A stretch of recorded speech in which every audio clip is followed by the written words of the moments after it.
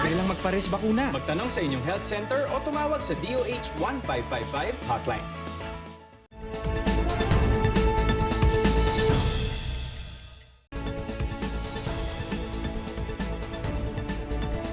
Narito na ang mga nagpapagang balita. Biyaheng Baguio to Dagupan ng Victory Liner Ordinary Bus nagbalik na. Mga negosyante sa Baguio City umaasang makakabawi sa nalalapit na panagbanga. Mga nag-enroll sa fitness gym dumarami. Mga motorista konsumido na sa sunod-sunod na pagtaas ng presyo ng mga produktong petrolyo. Siyabong isinilid sa plastik ng munggo na buking. 2 patay, 10 sugatan sa pag-araro ng truck sa Apayao. Megastar, sinamahan ang asawang si Kiko Pangilinan sa pangangampanya sa Tarlac at Pampanga.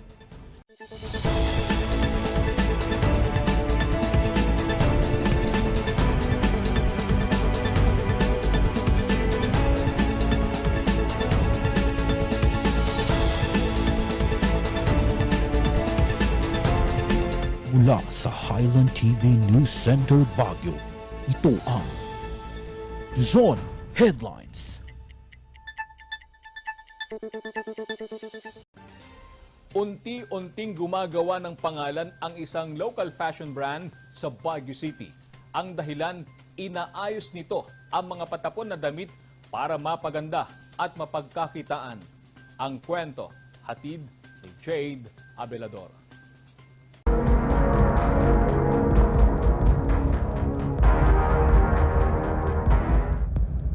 Magandang balita po sa mga biyahero. Nagbalik na ang biyaheng Baguio to Dagupan vice versa ng ordinary bus ng Victory Liner. Magbabalita, Randy Guzman. Mula 232 pesos, 162 pesos na lang ang pamasahe ngayon ni Jessica pauwing Dagupan City, Pangasinan. Mayroon na kasing biyahe ang ordinary bus ng Victory Liner mula Baguio papuntang Dagupan at vice versa. Yes, meron na. Nagsimula kami ngayon, February 24, ng Baguio Dagupan dahil na-aprobahan na yung aming QR code na in-apply sa LTFRB. Ngayon, ang maging biyahe doon, Baguio, via Dagupan, Abiago at via Manawag. Sa mga ordinary lang na nakatulad ko, mas makakatipid siya kaysa sa aircon. Ang biyahe ng ordinary bus, hindi na rin point-to-point. Kasi pwede naman siyang, halimbawa, ang pasahero ibaba ng, example natin, Tubao, Mangaldan o Rago, pwede silang bumaba. Laking ginhawa ito sa mga katulad ni Rolin na sa Mangaldan lang papunta. Magaan na sa aming mga nagbibiyahe. Hindi gaya dati na hirap kami. Kaya mas maganda yung ganito. Ang pamasahe, hindi na rin fixed ang presyo. Siyempre, kung ano lang yung kongresal lang yung lugar nila, doon lang i-compute yung pamasahe.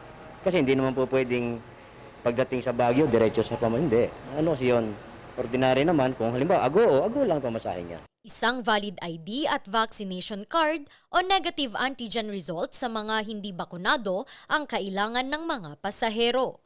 Sa mga aakyat ng Baguio, QR code mula sa visita.baguio.ph ang karagdagang requirement. Dumadaan pa rin sa sariling triage ng Victory Liner ang lahat ng pasahero bago tuluyang makabiyahe. Randy Guzman para sa Luzon Headlines.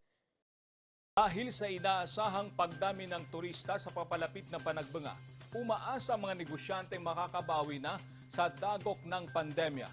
Magbabalita, Jade Abelador. Let Hope Bloom. Ito ang tema ng selebrasyon para sa Panagbanga 2022. Suwak daw ito sa pakiramdam ng mga negosyante sa Baguio City na umaasang makakabawi mula sa matinding pagkalugi dala ng pandemya. Namin sana na lalakas ang negosyo namin kasi nung pandemic talagang wala eh. Mas lalo nung wala ng mga turista at saka nag-level 3 pa, medyo stricto ang pasok ng turista kaya naapektuhan din ang negosyo namin. Inaasahang dadagsa ang mga turista sa pagdiriwang.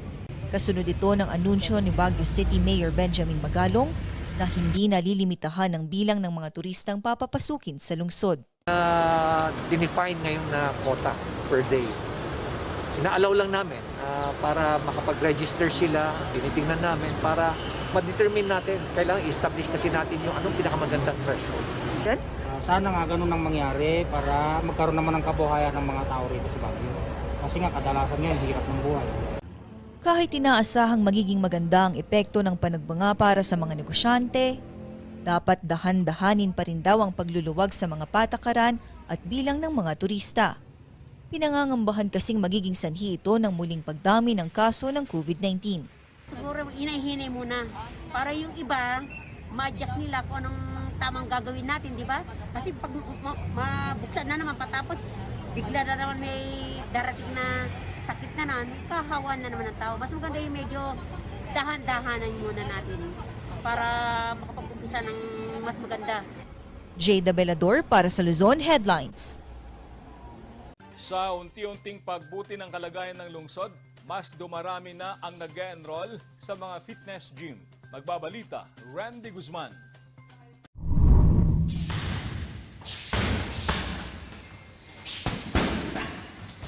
...2016 nang unang mag-enroll si Charles sa fitness gym.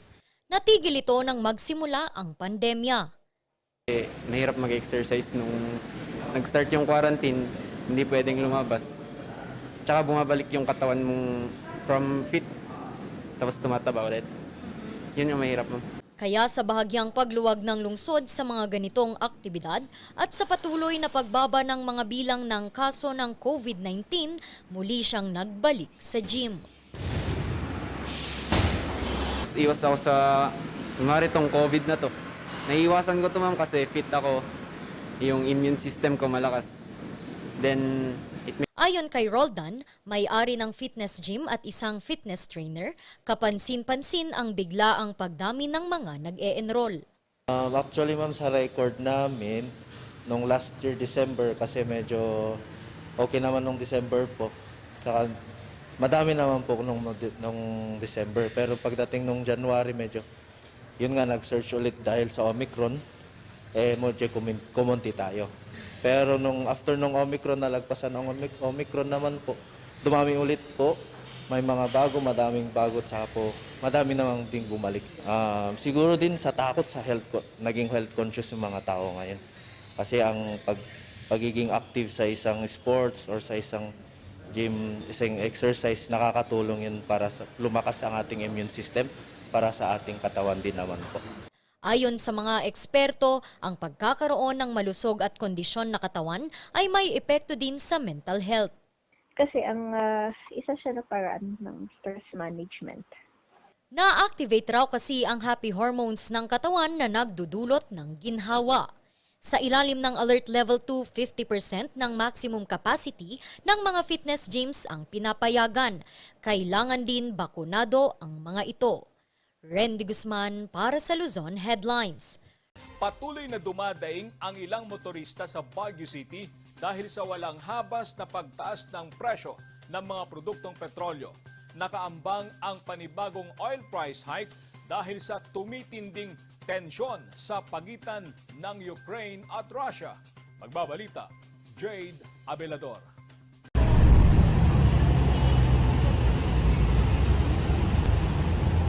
Walong linggo nang dire-diretso ang pagtaas ng krudo sa bansa. Kaya naman ang ilang motorista sa Baguio City, pinaghalong kaba at galit ang nararamdaman. Sobrang tumataas na talaga. Saka nahihirapan din kami siyempre sa pang-araw-araw namin sa pagtatrabaho ay talagang nabubutas na rin yung bulsa. Kaya yung boundary namin kasi sabi ng operator, habang tumataas din ang krudo, tumataas din ang kanilang kinukuhang boundary sa amin. Pati bilihin, wala na. Naghihirap na kaming mga driver. Base sa datos ng Unioil Petroleum Philippines ngayong linggo, ang presyo ng diesel tumaas ng 65 sentimo kada litro, habang 80 sentimo naman ang itinaas ng gasoline. Samantala, sa hiwalay na abiso naman ng Caltex Philippines, tumaas ng 80 sentimo ang presyo ng platinum at silver. 65 sentimo naman ang itinaas ng diesel, habang ang kerosene ay tumaas ng 45 sentimo kada litro. Dagdag pa sa kakulangan ng pandaigdigang supply ng krudo, Inaasahan na lalo pang tataas ang presyo ng krudo sa mga susunod na linggo. Dahil ito sa tumitinding tensyon sa pagitan ng mga bansang Ukraine at Russia.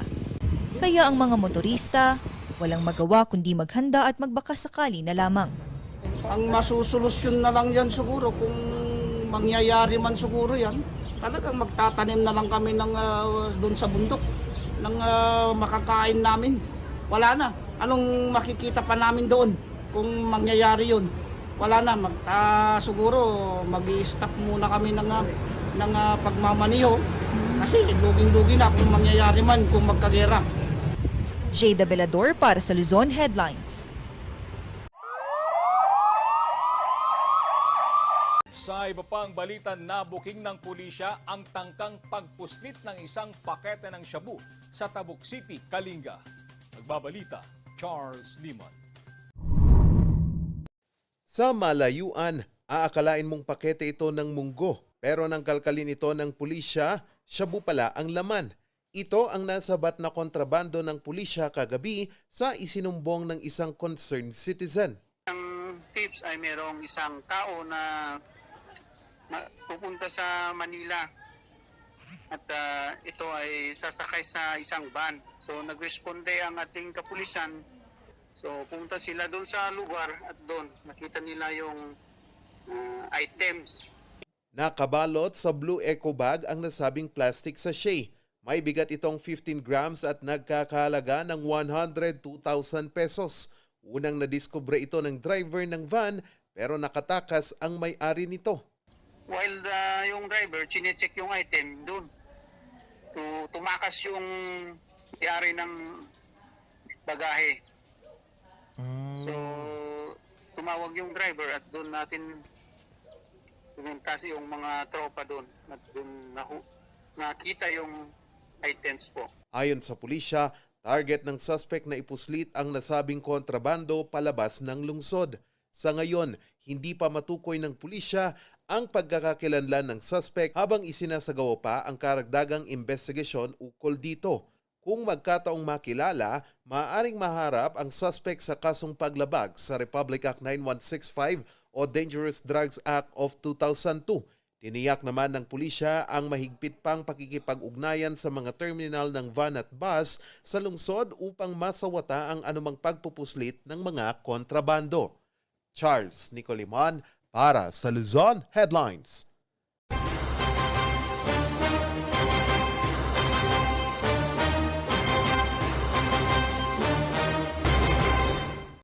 Sinamahan naman ni megastar Sharon Cuneta ang asawang si Kiko Pangilinan sa pangangampanya sa Tarlac at Pampanga. Nagbabalita, Gracie Rutaw. Nandito na si Kiko! Kiko Pangilinan! Sa unang pagkakataon mula nang magsimula ang campaign period, sumama si megastar Sharon Cuneta sa kanyang asawang si Kiko Pangilinan sa Vice Presidential Campaign Trail nito sa probinsya ng Tarlac at Pampanga. Kinamusta ang mga tindera ng Herona Public Market, ng motorcade sa Tarlac City at nakipag-usap sa mga magsasaka at estudyante sa Tarlac State University.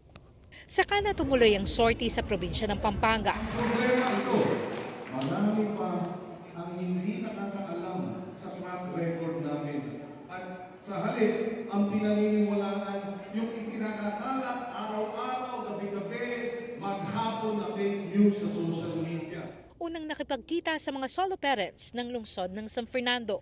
Sa lahat po ng taong naninilbihan si Kiko sa Senado mula noong 2001, wala po kayong narinig kahit chismis, kahit bahid man lamang o bulong tungkol sa korupsyon tungkol sa kanya.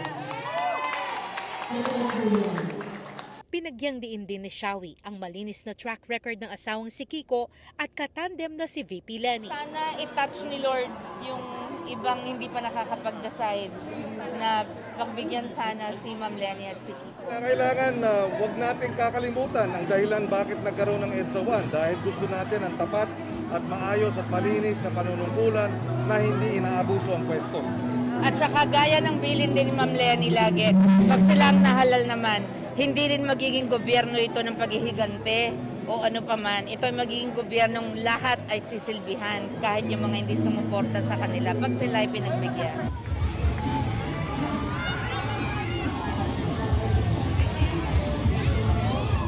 Nag-motorcade din ang mag-asawa sa hometown ni Kiko sa Santo Tomas, Pampanga. Bukod sa mga streamers, napuno din ang mga supporters sa daan. Sigawang suporta sa kabalen na manok nila. Dumaan din sa ancestral home ni Kiko sa Barangay San Vicente, bago dumiretso sa mini rally sa Laos Event Center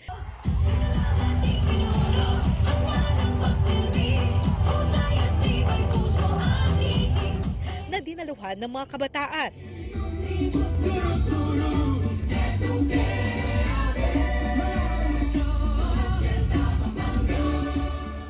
Sahog tamo. Maraming salamat. Talagang napagod kami itong buong araw, pero dahil sa inyong suporta, tanggal ang pagod namin. Kaya #Hello Pagkain, #Goodbye Gutom sa darating na #Halalan 2022. Gracie Rutao para sa Luzon Headlines. 2 patay, 10 sugatan sa pag-araro ng truck sa Apayao. Yan at iba pang balita. Abangan!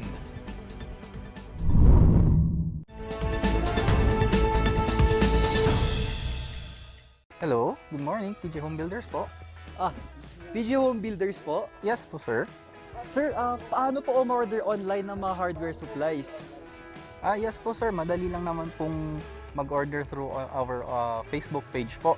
Punta lang po kayo sa facebook.com/TJHomebuilders at i-message nyo na lang po kami doon at meron lang pong sasagot sa inyo. So meron po tayong indoor, outdoor, tsaka meron din po tayong for kitchen, for bathroom, at mga lightings po. Sir, ang TJ Home Builders po ay isang tindahan na nag-o-offer po ng mga finishing material. Easy to install at mas makakatipid po sila ng oras at sa pera po nila. Mas concentrated po kami sa mga modern materials. TJ Home Builders, we turn houses into homes!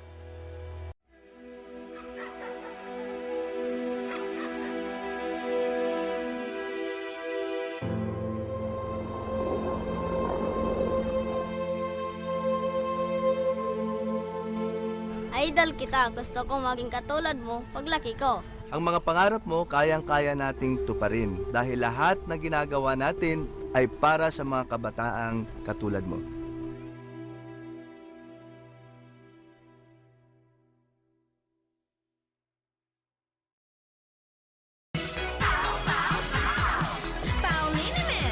Masakit ba ang likod, ang kasu-kasuan? Namimitik o masakit ang iyong kalamnan? May rayuma, arthritis o nahihilo? May stiff neck, flatulence o masakit ang ulo? Sa Pauliniment, ginhaway, garantisado. Pauliniment, isang pahid ka lang. Dahil walang out sa Pau!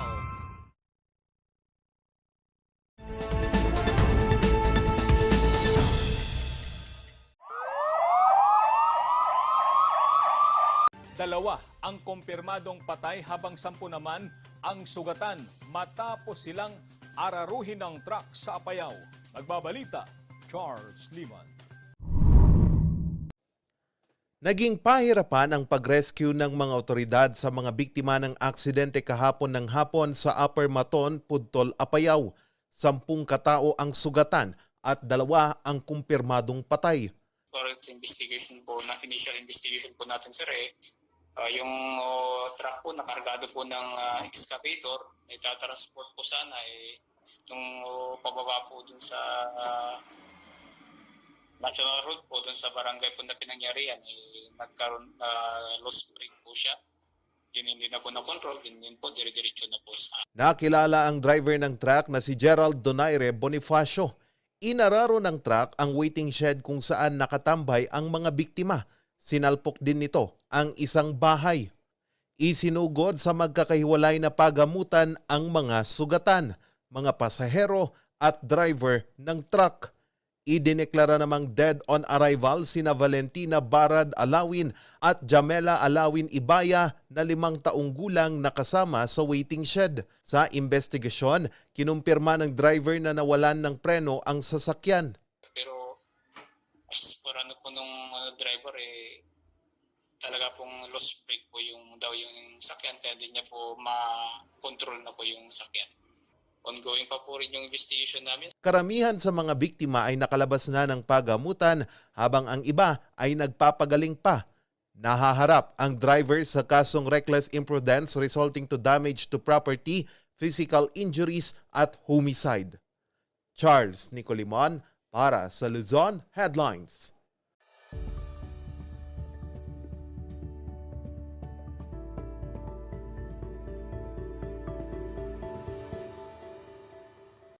Lingid sa kaalaman ng marami, pinapahirapan ng isang uri ng kondisyon ang ilang bagong panganak na nanay. Kung ano yan, alamin sa kwento ni Randy Guzman. August 2020 nang ipinanganak ni Nick ang kanyang panganay. Class open. Class open. Class open. Sina? Makalipas ang isang buwan, nakaramdam siya ng ilang pagbabago.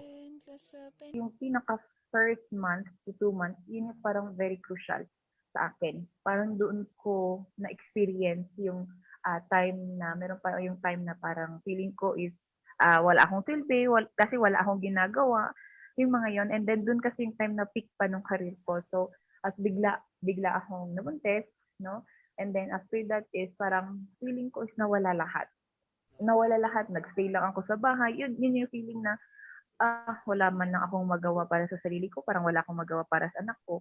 Ayon sa mga eksperto, isa itong senyales ng postpartum depression. Kasi meron yung postpartum blues, pero it's usually self-limiting. Tsaka commonly, days. So kung more than 2 weeks na ganun yung feeling mo na depressed, tearful, ganyan, and then hindi mo kayang bantayan siguro yung baby mo, or talaga, hindi nawawala. Kasi self-limiting it's because of the effect of biglang nag-change yung hormones after nanganak ka. So kung hindi naman siya na nawawala, most probably depression na yon.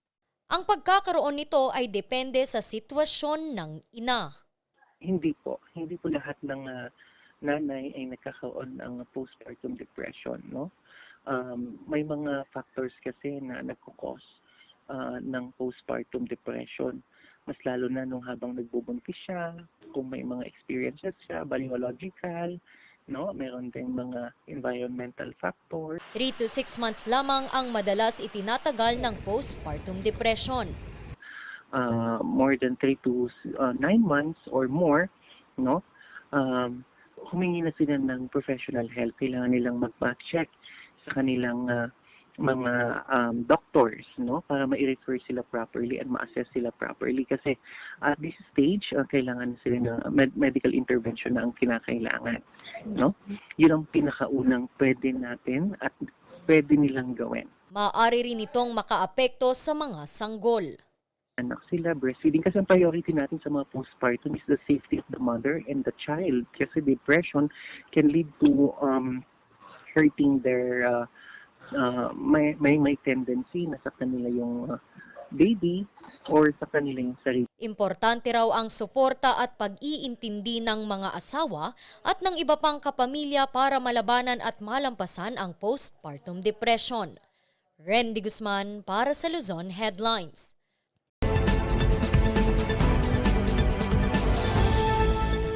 Ano ang probationary employee under our present labor code?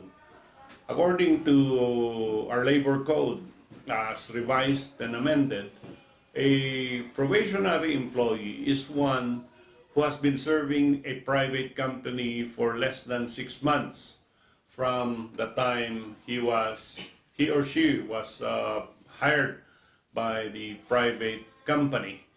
During the 6-month period, ang probationary employee is under observation for his performance, conduct, etc., character, etc., by the employer.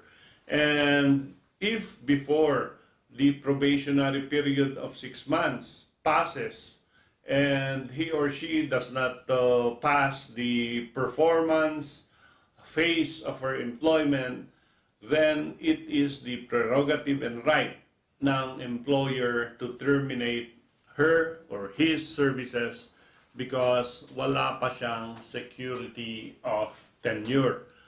In the case of Pilar Espina versus Court of Appeals, ang sabi ng Korte Suprema, pag ito ay terminate prior to the expiration of the probationary contract, no, this is allowed under our present labor laws because a probationary employee has only a temporary security of tenure.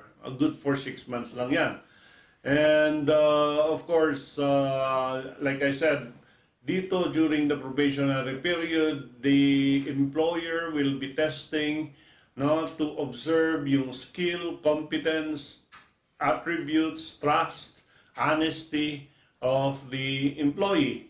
And pag nagkaroon ng reasonable doubt yung inyong employer as to whether or not kaya mo mag-perform according to the standards of the company, then he has all the right to terminate yung probationary employee. Question, kung 1 month pa lang, hindi na maganda ang yung performance, can the employer terminate you right there and then? The answer is yes. Hindi kailangan hintayin ng employer na mag-expire yung 6-month period bago kanya i-terminate.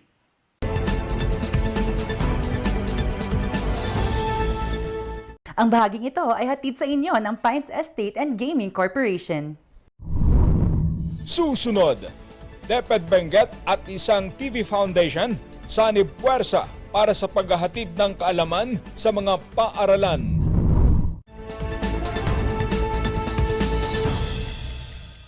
Mazar Music offers a complete line of musical instruments.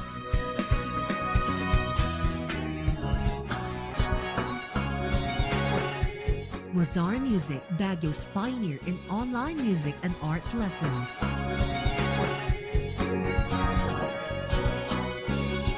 Mazar Music, bringing music closer to your hearts.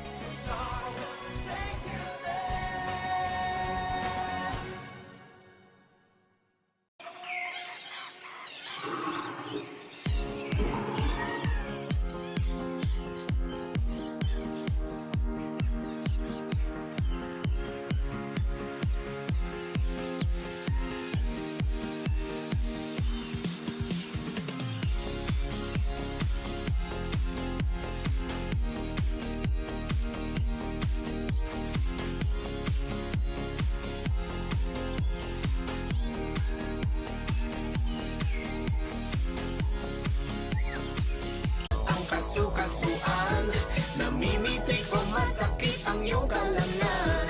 May rayuma, arthritis o nahihilo. May stiff neck, flatulence o masakit ang ulo. Sa Pauliniment, ginhaway, garantisado. Pauliniment, isang pahid ka lang. Dahil walang out sa PAW!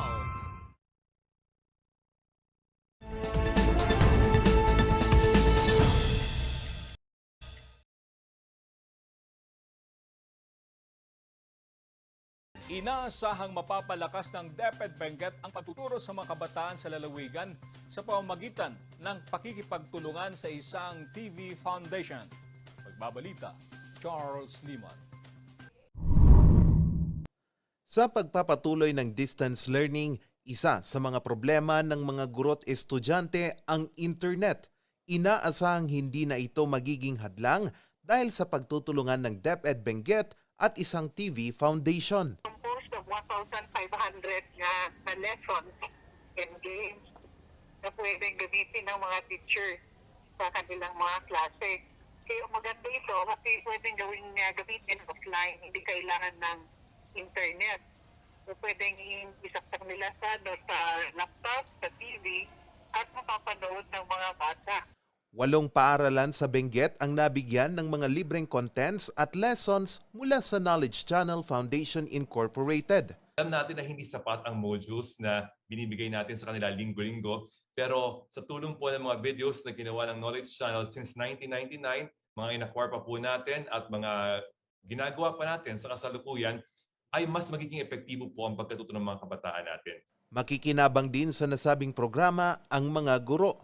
Katunayan, isa sa ilalim ang mga ito sa training upang alamin ang paggamit ng nasabing programa. Pong dalawang school year, nakaraang school year at ngayong school year na ito, atin pong naitawid, wala pong kaduda-duda dahil po hindi lamang natin inasahan ang ating sarili sa kagawaran ng edukasyon dahil po sa mga partners tulad po ng KCFI at LBC Foundations. Naghahanda na ang mga guro ng mga napiling paaralan sa Benguet para sa pagsasanay ng nasabing programa. Inaasahang gagamitin ito sa susunod na linggo sa pagsisimula ng limited face-to-face sa probinsya. Charles Nicolimon para sa Luzon Headlines. At yan ang mga balitang nakalap ngayong araw. Maraming salamat at muli, magandang gabi po sa ating lahat.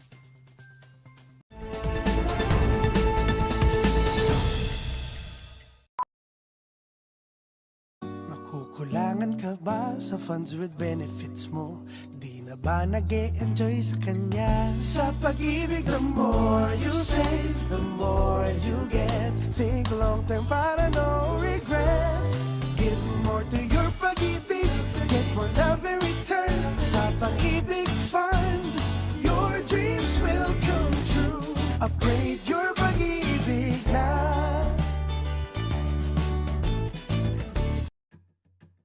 Stressed ka na ba? Normal lang yan. Minsan, may mga pagkakataon lang talaga na no-overwhelm at nababahala tayo. Pero ngayon, may katuwang ka na. Ipinakikilala ang Lusog Isip, ang unang mobile app para matugunan ng mental health concerns na iniaangkop para sa mga Pilipino. May mga tools sa app na matutulungan kang mapangalagaan ang iyong sarili at kaisipan araw-araw. Sa Lusog Isip, may tulong na nakahanda para sa'yo sa ilang taps lang. I-download na ang Lusog Isip app para sa Healthy Pilipinas. Sa Lusog Isip app, maaabot na ang tulong na kailangan mo.